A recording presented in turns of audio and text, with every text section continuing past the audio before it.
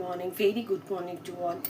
সবাইকে good morning জানিয়ে আজকে আমি আমার ব্লগটা শুরু করছি। তোমরা সবাই কেমন আছো বলো তো? তোমরা সবাই ভালো আছো তো? ঈশ্বরের কাছে প্রার্থনা জানিয়ে তোমরা সবাই ভালো থাকো, আমরা সবাই ভালো থাকি। আজকের ব্লগটা শুরু করছি।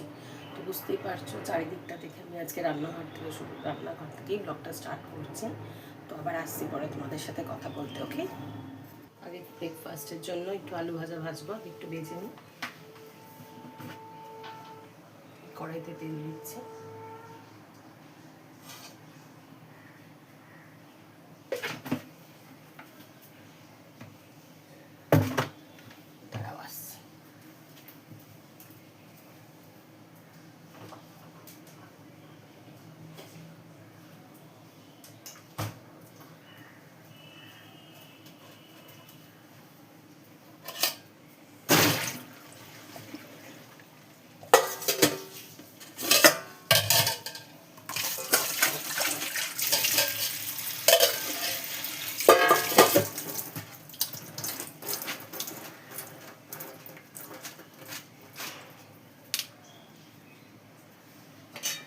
তেলটা গরম হয় ততক্ষণ একটু আড্ডা মেরে নিই। তোমরা আজকে সকালে ব্রেকফাস্টে কী করছো? আমি একটু আলুটা খাচ্ছি কেন বলো তো, ছেলেটা একটু আলু ভাজা খেতে ভালোবাসে। আলু ভাজাটা দিয়ে ওর খাওয়াও হয়ে যাবে, আবার তোমার আমরাও রুটি দিয়ে ব্রেকফাস্টটা করে নেবো। রুটি আলু ভাজা একটু কড়া করে ভাজবে না, খেতে খুব ভালোবাসে। রুটি আলু ভাজাটা একটু কড়া করে করলেও খেতে খুব ভালোবাসে।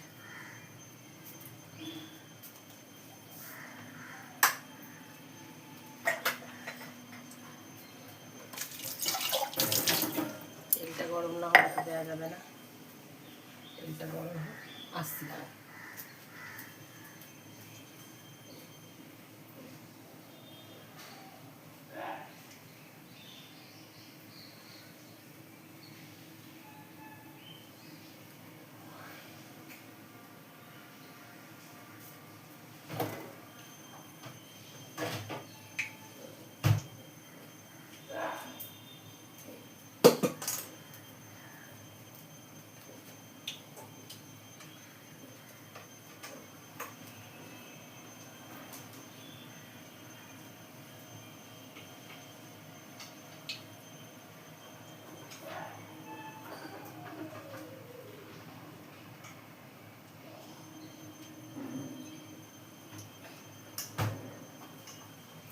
শসা খেতে খুব ভালো লাগে, শসা নিয়ে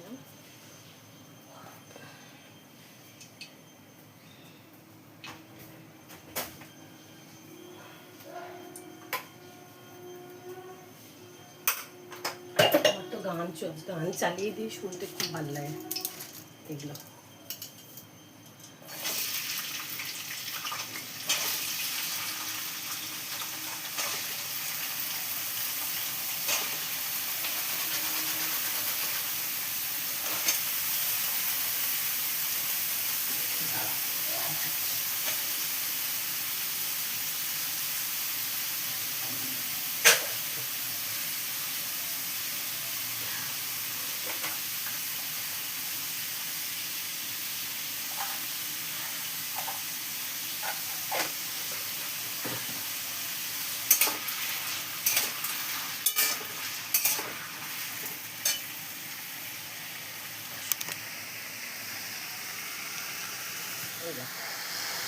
আলু ভাজা করলাম, এখানে রুটি আছে। এবার একটু কাজকর্ম করে হাই ফ্রেন্ডস, আবার কিছুটা কাজকর্ম করে তোমাদের কাছে চলে এলাম। বেশ ভালো লাগছে জানো তো। কালকে আমার ছেলেটার তোমার একাদশী আছে, তোমাদের সাথে অলরেডি সকালবেলায় শেয়ার করলাম। এই রান্নাঘরটা পুরো পরিষ্কার করে ফেললাম, পরিষ্কার করে রাখলাম। চলো তোমাদের একটু রান্নাঘরটা দেখিয়ে আসি। ওকে, ছেলে স্কুল চলে গেল, এখন চলে এলাম একটু আড্ডা দেবো তোমাদের সাথে। চা নিয়ে বসলাম অ্যাজ ইউজুয়াল, তোমরা জানো চা খেলে পরবর্তী কাজটা এনার্জি পাওয়া যায়। তোমরা কি করছো বলো? সকাল থেকে ওয়েদারটা খুব প্লেজেন্ট জানো তো, কি সুন্দর হাওয়া দিচ্ছে বাইরে। ছেলেকে গাড়িতে তুলতে গেলাম যখন ফুলকারে, দেখলাম সুন্দর হাওয়া দিচ্ছে। আর কালকে আবার একাদশী আছে ছেলে, তো কালকে তো একাদশীর দিন লুচি পরোটা ছাড়া খায় না, যেহেতু পইতে হয়েছে। কালকে আবার এক্সামও আছে, তাই এখন থেকে মেনুটা ক্যালকুলেশন করছি যে কালকে কী মেনু করলে ভালো হয়।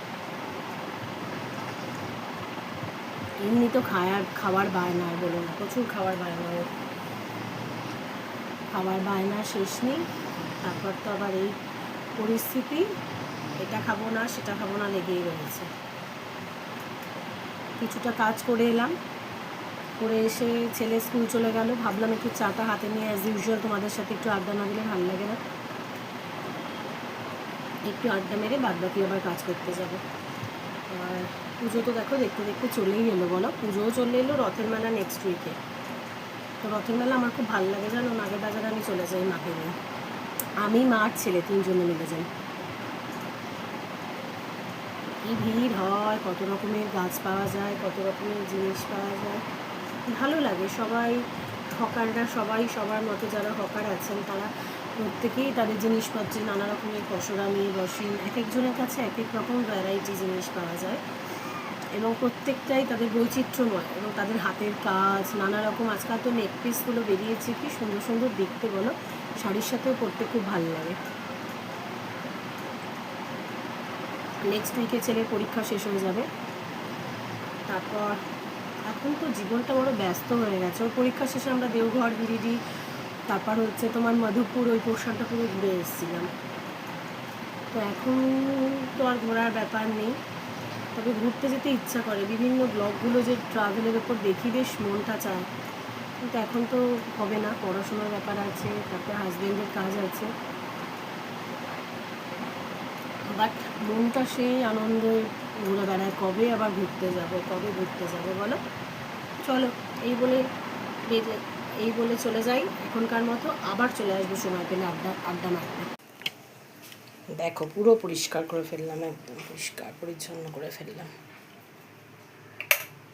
কেন কালকে না কোনো ছোঁয়াছানি বা এইসবের মধ্যে তো থাকবে না, কোনো ছোঁয়াছানি মানে এঁঠো কাঠা এইসব পরিষ্কার পরিচ্ছন্ন নিয়ে থাকবে।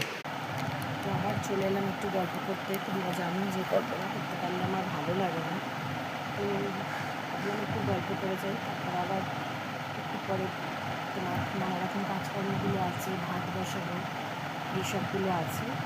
তো ভাবছিলাম একটা কথা, যে আমি তোমাদের সাথে শেয়ার করছি, ইচ্ছা করছে আমার শেয়ার।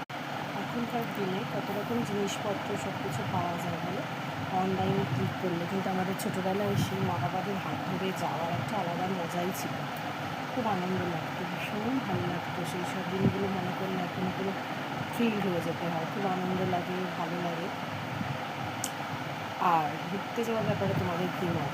আমার যেমন সমুদ্রটা খুব ভালো লাগে, আবার আমার হাজব্যান্ডেরও আবার পাহাড়টা খুব ভালো লাগে। তো এই সমুদ্রটা আমার খুব টানে জানো তো, প্রতি বছর আমরা একবার করে দীঘা যাই, যদিও এবার যাওয়া হয়নি, আমরা এবার দেওঘর গেছিলাম। তো ওখানে পাহাড় আছে, চিত্রকূট পাহাড়টা খুব ভালো লেগেছিলো আমার, ভীষণ ভালো লেগেছিলো। আর তার সাথে সমুদ্রের পাড়ে বসে থাকলে মনটা এমনি খুব ভালো হয়ে যায়, ভীষণ ভালো লাগে। সমুদ্রের উত্তাল ঢেউ সে যেন কাউকে মানে না বলো, নিজের মতো আছাড় খেয়ে পড়ে, সব কিছু আছাড় নিজের মতো চলছে, সমুদ্র তার আপন খেয়ালে, পাড়ে বসে থাকলে দারুণ লাগে। আর আমার তো তোমরা জানো একটু ঘুগনি, ফুচকা, ঝালমুড়ি, ভেলপুরি, পাপড়ি চাট, এগুলো হলো আমার প্রাণের জিনিস। আমি একদম এখানে বসে বসে হাত পা দুলিয়ে খাই, আমার ভীষণ ভালো লাগে। তো তোমাদের কার কোথায় যেতে ভালো লাগে বলো তো? আর আমরা যে এখন কর্মব্যস্ত হয়েছি প্রত্যেকেই বলো, আমাদের ছেলেপুলে বা আমরা একটু যদি মাঝখানে সময় পাই, একটু রিফ্রেশমেন্ট হয়, খুব ভালো লাগে বলো, ভীষণ ভালো লাগে। চলো আবার একটু কাজকর্ম করে এসে আড্ডা মেরে আবার তোমাদের সাথে আড্ডা দিতে চলে আসবো, একটু কাজকর্ম সেরে আসি, দিন তোমাদের সাথে আবার আড্ডা দেবো। ঠিক টিল দেন, টাটা। চললো আবার এলাম সন্ধেবেলা, ছেলের কেটসটা একদম ছিঁড়ে গেছে গো, স্পোর্টসে আজকে ছেঁড়া কেটস পরে যেতে হয়েছিল, মানে রাস্তায় যা জলের বহর, তো চললাম নতুন একটা কেটস কিনতে আর তার সাথে কিছু টুকটাক জিনিস কিনতে। তো এসে আবার তোমাদের সাথে একটু কথা বলবো, আর আজকে মনে হচ্ছে হবে না ভাই। চলো গুড নাইট বলে আজকের মতো শুভরাত্রি, তোমরা সবাই ভালো থেকো, ঈশ্বরের কাছে তোমাদের সবার শান্তি এবং মঙ্গল কামনা করে আজকে আমি ব্লগটা শেষ করলাম। Good night, tata, bye bye.